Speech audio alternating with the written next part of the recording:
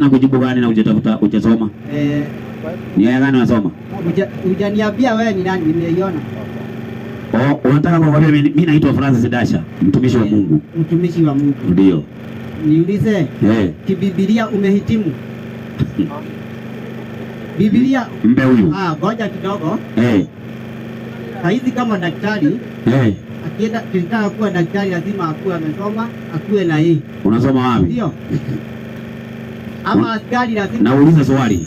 Unataka mimi nihitimu nikienda shule hii gani? Sasa Kibiblia unajua hii ndio mwelekeo. Sasa ni swali gani umeniuliza kwa Biblia nikaweza kukujibu? Ni gani? Ndio ujue kama nimehitimu. Na hapo unapotelea sana. Mbe huyo ni kuonyeshe. Kwa nini napotelea? Mbe huyo. 3:9. Tito 3 mstari wake ni wa 9. Ni kwa nini napotelea? Inasema ndio. Inasema lakini nini? Maswali ya upuzi ujiepushe nayo. Unajua Mungu anakataa hiyo. Mimi nakusomea Biblia tu. Sasa wewe kidogo unajua ile shida yako uko naye ni moja. Tabu ukuje hapo. Unasema ya kwamba ninasoma hii aya na uliza hii swali. Wewe ni kama umekuja kuniteka tu. Swali yako ni gani? Acha nikusomee Walawi. Ngapi? 21. Ngapi?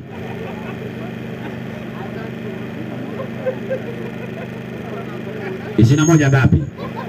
21 mstari wa 4. Haya mpe asome. 21:4 soma. 21:4 inasema asijitie unajisi ijapokuwa ni mkubwa. 21:4 Walawi. Haya mwingine mwenye swali bwana. Mwingine mwenye swali. Tafadhali mpe Biblia. Wewe chukua Biblia hapo kando tafuta andiko lako. Ukipata tutakuja nayo. Ni hiyo. Soma basi. 21:4 inasema asijitie unajisi ijapokuwa ni mkubwa. Twende. Katika watu wake hata akajitia unajisi. Mike. Hoja yako sasa. Hoja yako ni gani? Mwingine mwenye swali. Wewe chukua hiyo Biblia. Weka hapo pembeni. Chukua Biblia kaa nayo pembeni. Kaa nayo utafuta. Ukipata andiko ndakurudisha hapo. Mwingine mwenye swali? Sawa. Unaona hata andiko huna. Unakuja kufanya hapo bahatisha. Nani mwenye swali hapa? Hata nyinyi wamama mko hapa. Wamama hawa mnauza vitu. Msikae tu hapo kuuza vitu. Mumalize mkuja hapa muulize maswali. Maana tunamaliza leo. Tunaenda. Kuna mtu ana swali? Kuna mtu ana swali? Kuna yule alikuwa anachukua mkono hapa kando hapa. Nikamwambia nampea nafasi pande hii. Alienda wapi? Watu wa SDA mko wapi? Na hiyo mkutano najua ni wanaume. Wanawake huwezi kuwaona ama. Maana wanawake wengi wataka tu kudanganywa. Haya. Karibu sana. Sawa, mbe Mike. Habari yako? Mimi naitwa Dasha, na wewe unaitwa nani? Baraza, uliza swali. Swali moja. Uliza. Hii siku ya Sunday imekujaje ndio ikawa sasa na good sana? Okay. Hiyo ni swali mzuri tena imeenda shule. Watu kama nyinyi ndio mnaweza saidia jamii. Kabisa. Si watu wakuja hapo wabishe, akutekateke. Unashinda tu kuuliza swali ya kusaidia watu. Hata wewe ni nani? Unajua kuna watu walikuwa wanauliza Yesu maswali ya namna hiyo. Walikuwa waitwa Mamalisayo, wanamteka. Naam. Sasa anauliza hii Sunday ilikujaje mpaka ikawa watu wanaenda kanisa leo? Danieli 7:25. Danieli 7:25. Inasemaje? Inasema naye ndio atanena maneno kinyume chake aliye juu. Mungu alitabiri kuna mtu atakuja siku ya mwisho, ataongea kinyume chake aliye juu, naye atawadhoofisha watakatifu wake aliye juu. Na atawadhoofisha watakatifu wake aliye juu. Naye ndio atazimu kubadili majira na sheria. Haya. Huyo mtu ambaye atabadili sheria na majira, huyo ndiye aliyebadilisha sabato ya Mungu kutoka Jumamosi akapeleka Jumapili. Huyo ni nani? Ni utawala wa Kirumi ukiwa umeungana na kanisa. Kitabu cha History ukurasa wa 225. Historia sasa. The World History inaeleza ni nani aliyeweka Sunday ikawa public holiday. Alafu kujeni pale. Unaona kesho asubuhi pale kwa soko kuna hora iko hapo. kujeni tusome kutoka asubuhi mpaka jioni kieleweke. Hatutakuja hapa Huko soko ndani. huko soko ndani, huko kwa soko ndani, Hapo kwa ghorofa juu. hapo kwa ghorofa hapo juu kuna hall, muje hapo. World History inasema. Inasemaje? Ukurasa wa 225. Twende. Inasema hivi. Inasemaje? Remain the official resident of the Pope Remain the official residence of the Pope until the 14th century. until the 14th century. Constantino Also declare Sunday also declared Sunday a public holiday, a day. a day of rest for the service of God. Kwa hivyo yule aliyebadilisha siku ya Mungu akaweka Jumapili anaitwa Constantino. Sasa ni ima ufuate yeye ama ufuate Mungu. Mungu ameweka sabato yake Jumamosi, Constantino akaweka Jumapili. Watu wote wanaenda kanisa Jumapili, Mungu wao ni Constantino. Nafikiri swali yako nimekujibu. Haya, mpe huyu sasa. Tusikie. Nauliza kibibilia. Nilikuwa nataka kukusomea hapa. Inasema huyu mhubiri ama kuhani lazima aoe msichana bikira. Soma andiko. Hakuna si kuhani. Kila mtu anafaa kufanya ndoa ya mwanamke bikira.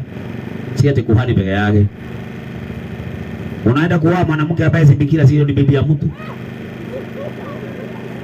Inasema watakuwa watakatifu kwa Mungu wao, wala wasili najisi jina la Mungu wao, kwa kuwa wao ndio wasokezao sadaka za Bwana kwa njia ya moto, chakula cha Mungu wao. Kwa ajili ya hayo watakuwa watakatifu. Wasimuoe mwanamke aliye kahaba au huyo aliye mwenye unajisi, wala wasimuoe mwanamke aliyeachwa na mumewe, kwa kuwa yeye kuhani ni mtakatifu kwa Mungu wake. Hiyo ni hii mambo ya Walawi. Sasa swali yako gani? Swali yako gani? Kwa hiyo umehitimu. Huyu mtu ama pengine ni mimi sijaelewa huyu jamaa. Una shida gani ndugu yangu? Sasa nimehitimu aje?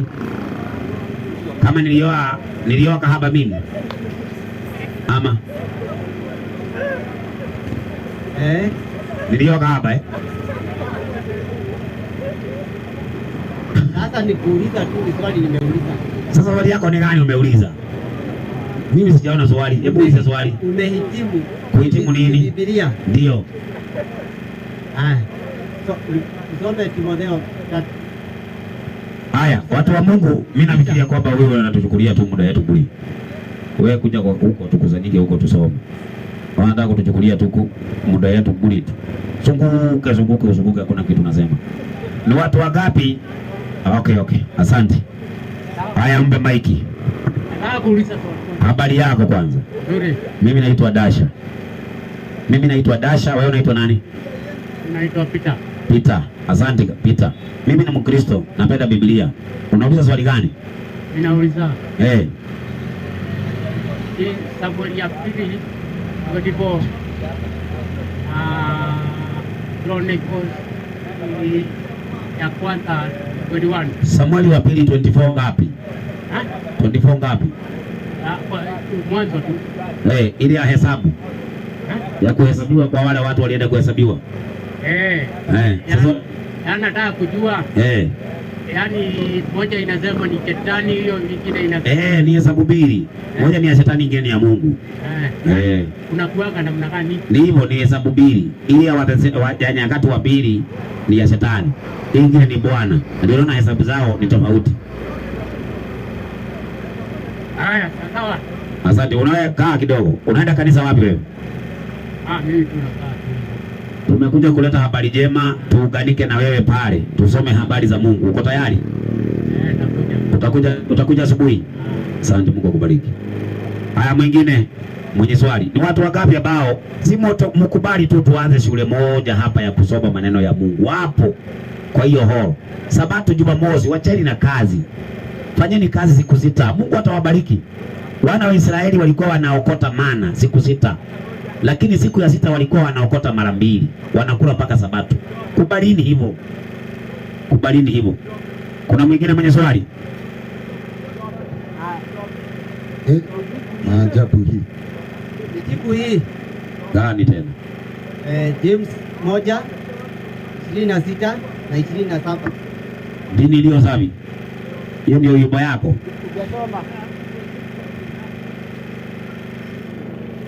Ama aende akalale. Wewe talala. Hiyo dini iliyo safi ni kwenda kuona mayatima na wajane. Kabisa. Hatupingi. Unasikia mahali tunapinga? Na hiyo tunafanya. Yaani wewe unatafutia tu tumakosa. Hujaona hata kama moja. Umehangaika hapo kama kuku unataka kukuteka. Lakini hujapata nani yetu. Makosa yetu. Kuna mwingine mwenye swali? Wewe wachana. Hebu nisaidie 3:10 Tito. 3:10 Tito. Tito 3:10. Inasemaje? Inasema ndio, mtu mzushi, mtu aliye mzushi. Acha nifike mwalimu, inasema hivi. Inasemaje? Inasema mtu aliye mzushi baada ya kumwonya mara ya kwanza, alafu na mara ya pili ufanyeje? Ukatae. Mimi na uwataa brother, kwa sababu hakuna kitu nasema hapo. Kama wewe kuna kitu nasema ningekukubali. Sasa hakuna, kila saa ukichukua maiki hamna kitu. Kila saa ukichukua maiki hakuna kitu. Sasa unasomea Biblia. Hebu soma hiyo Yakobo 1:26-27. Alafu nikupe ulize swali. Kaa chini. Uone hauna swali wewe. Sasa nakuwepa nini? Ni kitu mtu ama hujui kuuliza swali? Nikuonyeshe. Kuuliza swali. Yeah? Si ndio? Soma, msomee. Yakobo 1:26. Mtu akidhani ya kuwa anayo dini, twende, wala auzuii ulimi wake, ndio, kwa hatamu, ndio, hali akijitakanya moyo wake, ndio, dini yake mtu huyo haifai. Dini iliyo safi ni hii, isiyo nataka mbele za Mungu ni hii. Baba, ni hii. Kufanyaje? Kwenda kuwatazama yatima na wajane katika dhiki yao. Mbona hiki sasa? Uliza swali. Nauliza hiyo sio dini mzuri? Ni mzuri. Sasa nataka tuende pita, kwa sababu inasema usiseme watu, yaani mtu wa kusema watu si mtu mzuri. Kusema watu nini? Hivyo unasema watu wengine, umesema keke sijui nani, unahubiri Mungu ama unahubiri watu? Mbe nikuonyeshe. Sasa hiyo ndio swali. Sasa. Ukiuliza swali kama hiyo sasa imeenda shule. Unahubiri Mungu au watu? Mbe maiki. 28:15 Yeremia. 28:15 Yeremia. Mtu yoyote ambaye ni muogo anatajwa watu wamwepuke. Yesu alikuwa anasema waacheni hao, ni viongozi vipofu. Alikosea? Soma tusikie. Kisha nabii Yeremia akasemaje? Akaambia nabii Anania. Akamwambia nabii Hanania. Sikia sasa. Wewe Anania. Bwana akukutuma. Mpe maiki. Lazima uwataje wale ambao Mungu hajawatuma. Okay, nijibu na Peter wa pili. Petero wa pili ngapi? Na sasa hoja yako ni gani? Mimi najua sielewi. Ni nini unauliza? Nimekujibu swali ya kujibu. Na mimi nasoma Biblia, sijasema na sasa kwanza swali yenye umeuliza nimekujibu. Nimekujibu. Haya, swali lingine.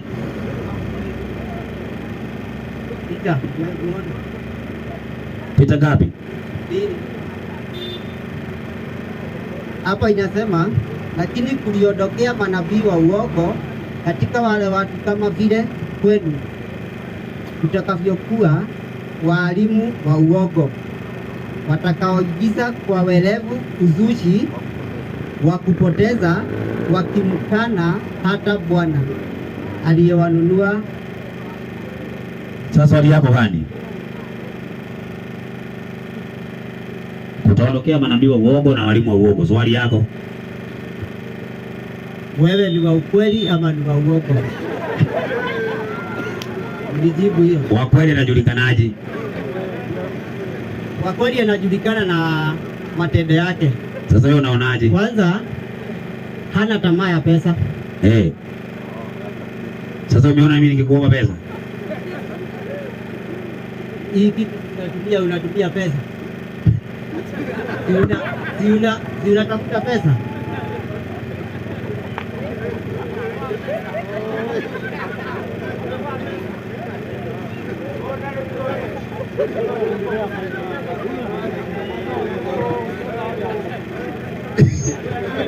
Hii ni maajabu. Wewe una matatizo bwana. Waenda ukalale. Apeleke funguo. Hapo si pesa tunatafuta. Hapo ni watu wanafuatilia wakitoka bali wanafuata mkutano. Kwa maana wanakuja kutupea pesa hapo. Haya, mbe maiki huyo. Habari yako? Nzuri. Mimi naitwa Dasha. Wewe unaitwa nani? Naitwa Kamau. Kamau. Swali yako Kamau. Nataka nisomewe Mitume 5. Matendo ya Mitume 5. 3 na 4. Yeah? Mstari wa 3 na 4. Mstari wa 3 na 4. Haya mbe kusomea. Inasema 5:3 inasema, twende. Petro akasema, ndio. Anania, ndio. Kwa nini shetani amekujaza moyo wako? Ndio. Kumwambia uongo Roho Mtakatifu. Safi. Na kuzuia kwa siri sehemu ya dhamani ya kiwanja. Ndio. Kilipokuwa kwako, akikuwa chako. Akikuwa mali yako. Ndio. Na kilipokuwa kimekwisha kuuzwa, dhamani yake. Ndio. Haikuwa katika uwezo wako. Ndio. Ilikuwaje hata ukaweka neno hili moyoni mwako? Ndio. Hukumwambia uongo mwanadamu, ulimwambia bali Mungu. Haya mbe. Hoja yangu ilikuwa ya kwamba umesikia umesema ya kwamba Roho Mtakatifu ni shetani. Sijasema hivyo. Ulisema nimesema hivi. Mungu Roho is the devil, ni shetani. Si Roho Mtakatifu. Roho Mtakatifu si Mungu Roho. Mimi naamini Roho Mtakatifu, siamini Mungu Roho. Mungu Roho ndio shetani. Sasa uliza swali yako. Sasa nimesikia ukisema ya kwamba kwa SDA wanapoingia katika ibada kwanza ni lazima watangulize na wanasema kuna watatu wanaochukua ibada. Wa kwanza anaitwa Mungu Baba, wa pili Mungu Mwana na mwingine Mungu Roho. Ndio. Kwa hivyo na hapa Petro amesema ya kwamba Roho Mtakatifu ni Mungu. Haijasema hivyo. Amesema kwa nini? Amesema hivi. Kwa nini umdanganye Roho? Au umdanganye mwanadamu? Umedanganya Mungu. Ni Mungu. Si ndio? Kwa hivyo Roho ni Mungu. Si ndio? Kwani wewe roho wako ni mtu mwingine? Roho Mtakatifu ni Mungu. Usiwe na hasira, twende pole pole. Hata hakuna hasira. Nauliza hivi. Wewe umesema unaitwaje? Kamau. Roho wa Kamau ni Kamau roho au ni Kamau mwenyewe? Ni Kamau.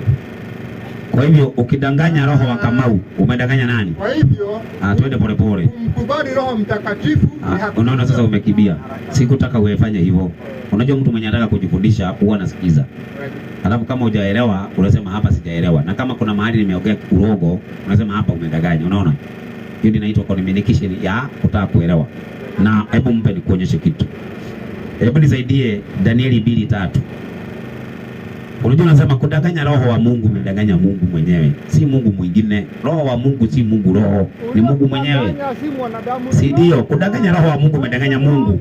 Danieli 2:1 inasema. Sasa sikiliza, nitakupa maiki. Sikia. Inasema hata katika mwaka wa pili 2:3 inasema mfalme akawaambia, ndio nimeota ndoto na roho yangu imefadhaika. Maiki kwanza. Hapo Nebukadneza amesema nimeota ndoto na roho yangu imefanyaje? Roho yangu imefanyaje? Sasa ni mtu mwingine alifadhaika ama ni Nebukadneza? Haya. Kwa hivyo roho wa Mungu ukimdanganya, umedanganya nani? Roho Mtakatifu wa Mungu. Nauliza hivi. Nebukadneza amefadhaika. Roho wake amefadhaika, si Nebukadneza? Kwa hivyo unapoogelea roho wa somebody, unaogelea yeye, sio mtu mwingine. Tuko pamoja? Kwa hivyo ukisema roho wa Mungu, unaogelea Mungu mwenyewe. Mimi japo ni kidogo tu. Nikitaka nieleweke. Nilikuwa nataka usikilize. Ni kwamba Roho Mtakatifu ni Mungu. Sasa kulingana na SDA sasa si hivyo. Kulingana na hiyo haya. No, sikiliza, mimi sijakataa. Mbona unisikizi? umemdanganya mwanadamu, Nani umemdanganya roho. amekataa? Nani amekataa? Nimekueleza hivi, roho wa Mungu ni Mungu mwenyewe, si Mungu mwingine. Sawa, kulingana na SDA, Roho Mtakatifu ni Mungu mwingine. Hiyo ndio shida ya SDA. SDA hawasemi ya kwamba Roho Mtakatifu ni Mungu mwenyewe. Roho Mtakatifu asema ni Mungu Roho. Ndio unaona SDA kidogo tusikiliza. Kulingana na SDA kuna Mungu Baba, si ndio? Kuna Mungu Mwana, si ndio? Kuna Mungu Roho. Huyu Mungu Roho ni Mungu Baba kweli? Mungu Roho ni Mungu Baba?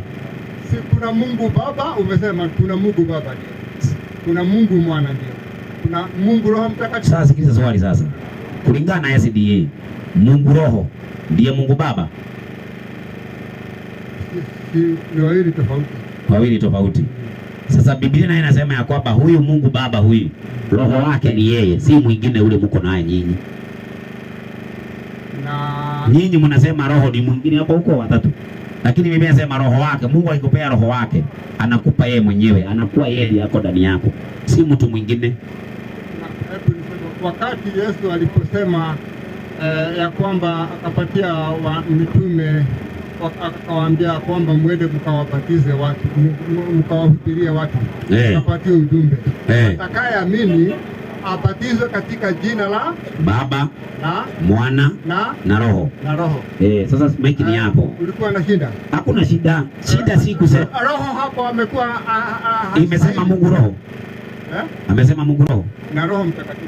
Na sasa bora nyinyi Mungu Roho mlitoa wapi? Yaani shida ni kusema Roho. Si kusema Roho, ni kusema Mungu Roho. Kwa Biblia hakuna. Kwa Biblia kuna roho wa Mungu. Na hapo Petro aliposema ya kwamba hukumdanganya mwanadamu, umemdanganya roho. Si roho wa Mungu, ni Mungu mwenyewe. Mungu alikupea roho wake, si amekupea yeye mwenyewe. Okay, na sasa hebu kuna swali lingine. Kabla hujaenda kwa swali lingine, kulingana na SDA sasa, huyu Mungu Roho walitoa wapi? Mungu Roho mlitoa wapi? Yaani unataka kusema Mungu Roho Mtakatifu ni sio Mungu.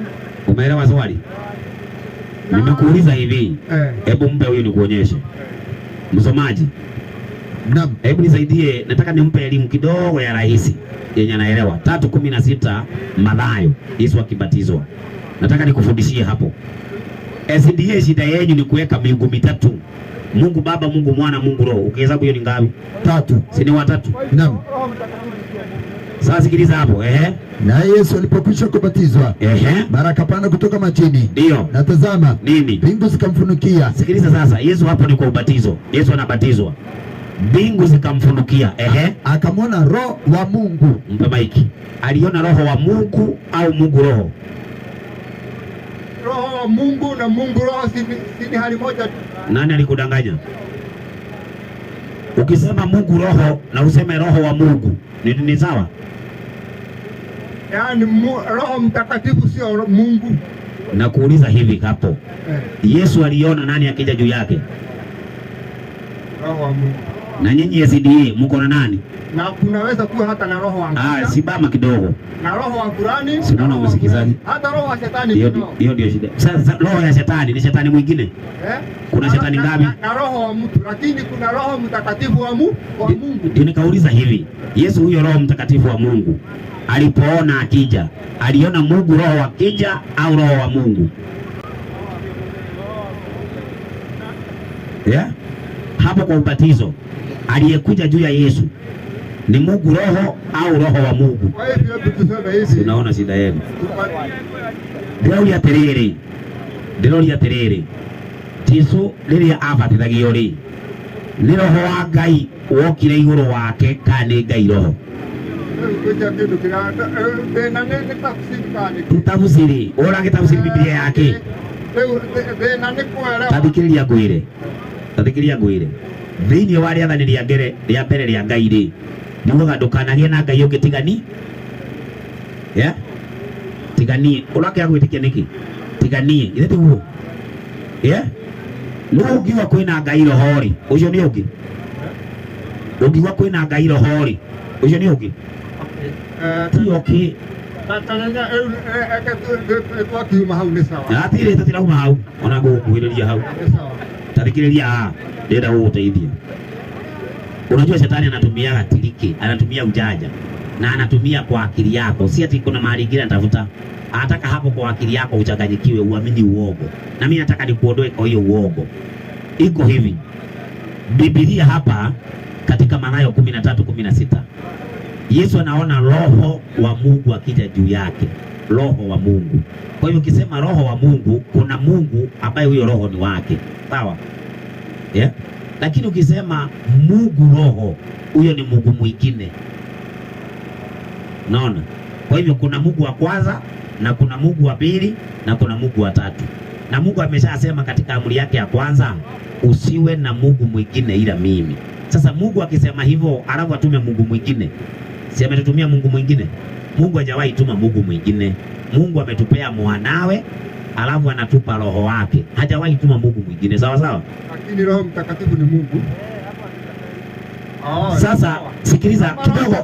Mungu ni sawa. Ngoja, sikiliza kwanza. Roho Mtakatifu sio shetani, ni Mungu.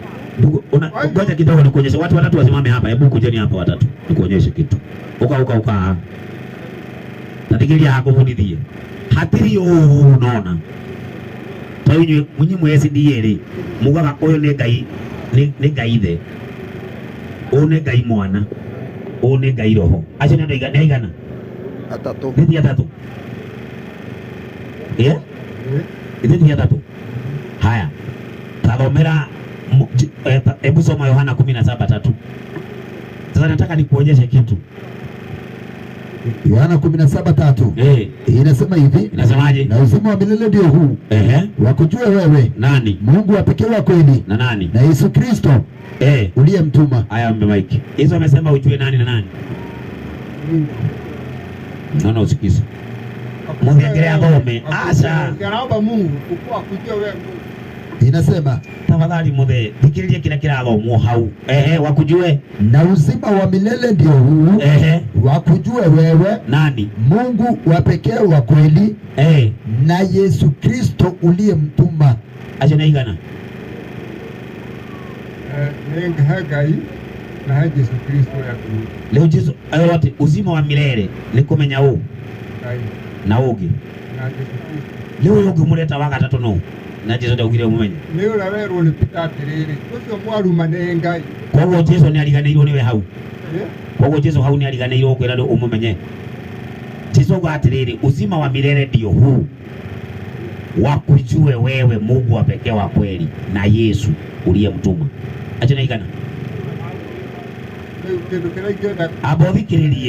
Abothikiririe kiuria. Unaona kwani unataka kujua? Yesu amesema uzima wa milele. We unataka uzima wa milele? Yesu anasema uzima wa milele ni kujua nani? Kujua Mungu wa pekee wa kweli na nani mwingine? Yesu Kristo. Ndio igana hau. Ni heri. Huyu waga tumuongereire ri no. Iteti uri uragĩtĩkio kinya Peter akamwĩtĩkia atĩ Roho Mũtheru. Roho Mũtheru gatiriri. Tabikiria kweli. Ũngiuga Roho Mũtheru nĩ caitani. Wewe ndũnaruma roho. Wewe usikilize. Heragwo atĩrĩrĩ Biblia-inĩ. Ũngĩruma Ngai no woherwo. Unajua ile shida. Ũngĩruma no woherwo. Ũngĩruma Roho Mũtheru ndũkoherwo. Naona kĩndũ kĩrĩa ũreka mahĩtia we.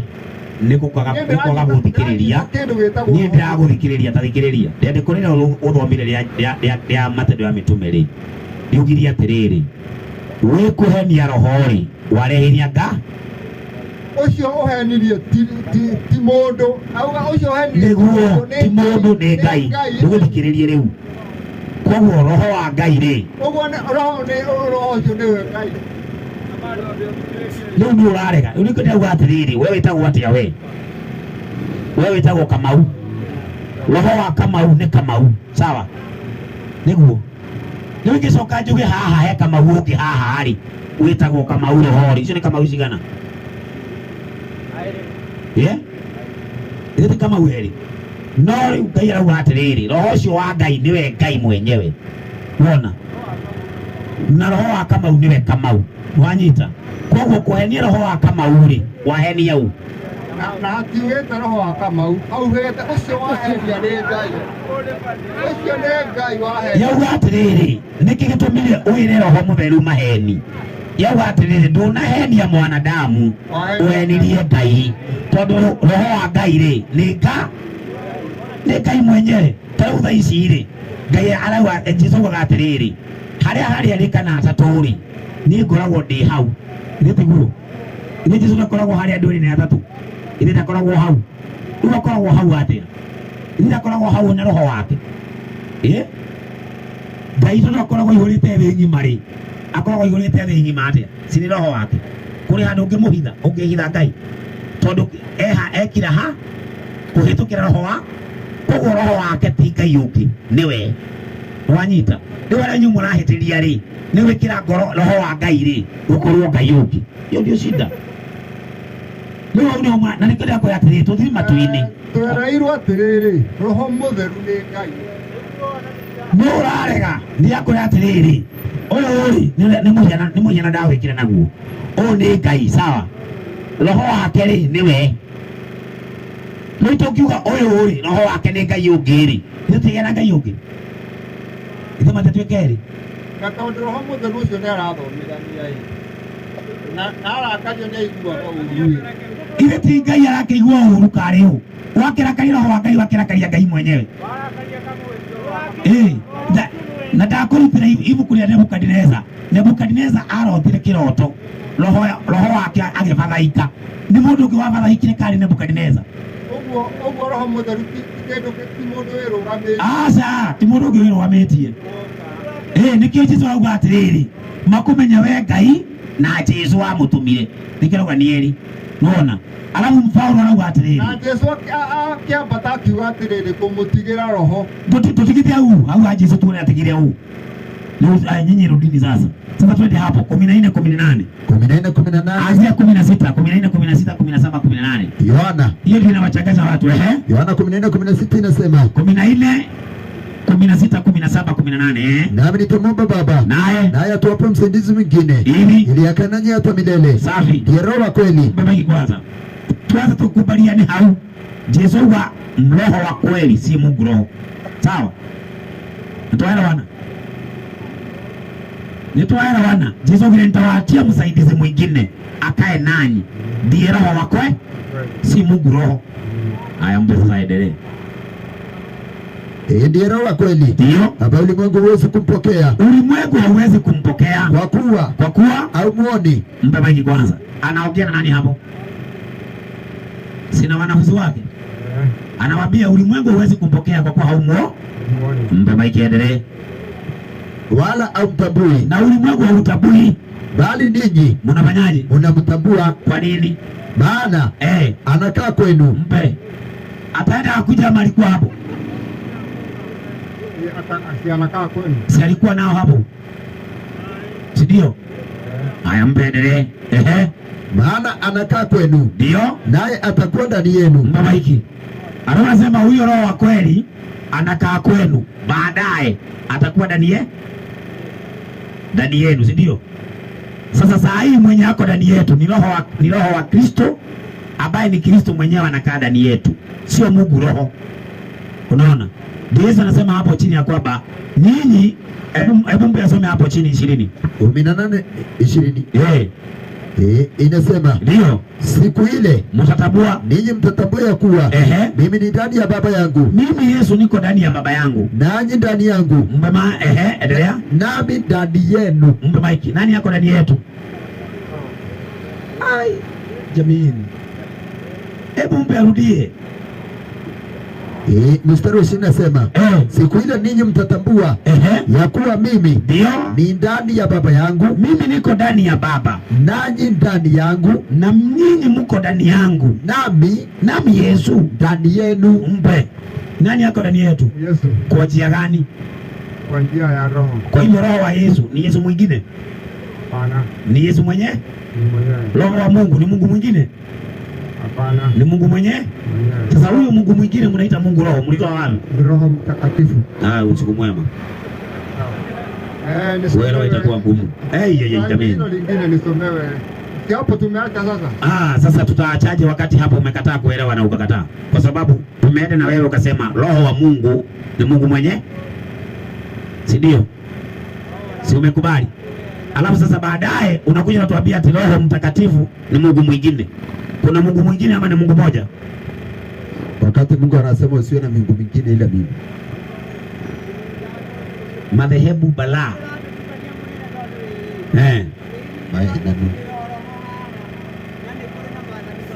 Nani mwingine ako na swali tumalize? Kau gataramenyekana kau gatarawereweka kau niko tũgũtindirĩra mpaka kaereweke nwanyita na nĩkĩo gĩtũrehete haha. Tikiri ya uwi sisi tunakuja hapa tukwambie kenye unajua, tunakwambia kile ujue. Unaona? Naam. Sasa wewe ile kitu unafanya unataka kile unajua tuseme. Sisi hatusemi hicho. Tunasema kile ambacho umedanganywa. Ndio tunakwambia sio hicho. Sikiliza. Mungu anasema usiwe na Mungu mwingine ila mimi. Makanisa yamekosea kwa kuweka Mungu mwingine wanaita Mungu Roho. Unasikia? Mbe maiki. Na sio mimi, na si lazima mtu akae hapo nimwambie ataniuliza swali gani. Na si huyo mzee nilimuita niulize. Ni yeye amekuja akaniuliza swali linahusiana na hiyo. Uliwataka nisimjibu. Mme huyo. Wewe wakome. Majina ni John. John, mimi naitwa Dasha. Swali langu ni je, Biblia iliandikwa na nani? Sisi huwa tunafuata Biblia. Biblia inaandikwa na nani? Mpe maiki tuulize. Nisaidie Petro wa pili 1 mstari wa 21. Petro wa pili 1:21. Petro wa pili 1:21. Anzia 20. Inasema ndio, ukijua neno hili ya kwamba hakuna unabii katika maandiko upatao kufasiriwa kama apendavyo mtu fulani tu. Kwa nini? Maana ndio unabii kuletwa popote kwa mapenzi ya wanadamu, bali wanadamu walinena yaliyotoka kwa Mungu wakiongozwa na Roho Mtakatifu. Ni wanadamu waliandika wakiongozwa na Mungu. Umeridhika? Swali lingine ni je, naam, sisi wa Afrika tunafuatanga mkoloni. Swali langu ni je, huwa tunafuata wiki inaanzanga hapa Afrika tunasemanga Monday, Tuesday, Wednesday, Thursday, Friday, Saturday na Sunday. Ndio. But Yesu alipumzika siku ya saba. Ndio. Sasa ukisema mambo na SDA ni kuulize swali. SDA wanaanzanga wiki yao Sunday. Sasa hapa tuwezi kuongelea watu, tunaongelea Mungu. Tuulize Mungu. Nasema swali. Tufanye hivi. Tusiongelee, maana hatuwezi kuongozwa na watu, tuongozwe na Mungu. Sawa. Sasa tuulize Mungu. Mungu siku yako ya kwanza ni nani? Sawa. Ndio nataka kujua. Haya sasa mpe maiki. Nisaidie Luka 23:52. Luka 23:52.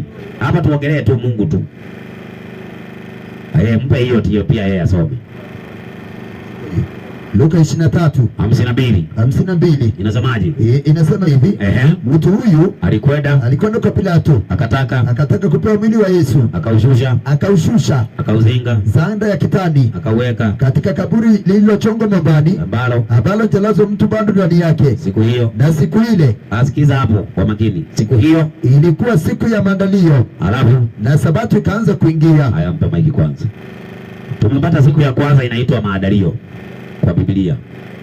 Alafu hiyo ingine inafuata inaitwa Sabato. Kwa hivyo tuko na siku ngapi saa hii?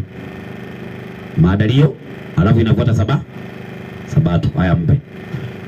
Mathayo 28:1. 28:1 Mathayo. Mathayo 28:1. Inasema hivi. Inasemaje? Nimefika mwalimu, inasema. Inasemaje? Hata sabato ilipokwisha ikapambazuka siku ya kwanza ya juma. Haya, mpe. Sasa hiyo tunatafuta hiyo. Lakini tumepata iko mbele ya siku ya sabato. Na sabato iko mbele ya maandalio. Kwa hivyo tuko na siku 3. Tukijua hizi mbili tumejua hii ya kwanza, si ndio? Kwa sababu tunasoma maandalio, sabato, first day. Si ndio? Haya, sasa mpe atusaidie kwa tafsiri nyingine. Maandalio. Kuna Biblia ya Kiingereza iko hapo. Biblia ya Kiingereza iko hapo. Inaeleza maandalio vizuri tu. Sio hiyo.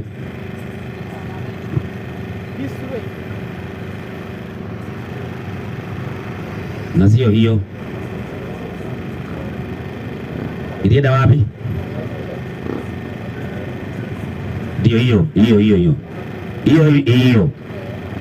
Collins ameshika hiyo.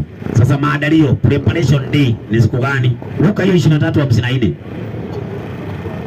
Luka 23:54. Luka 23:54. Inasemaje? Inasema hivi. Ndio. This was done late on Friday afternoon. The day of preparation. Ayambe Mike. Kwa hivyo the day of preparation ni Friday, si ndio? Kwa hivyo tukitoka Friday tunaingia Sabbath. Tukitoka Sabbath tunaingia siku ya kwanza ya juma, si ndio? Sasa tunahesabu Friday, Saturday, alafu Sunday.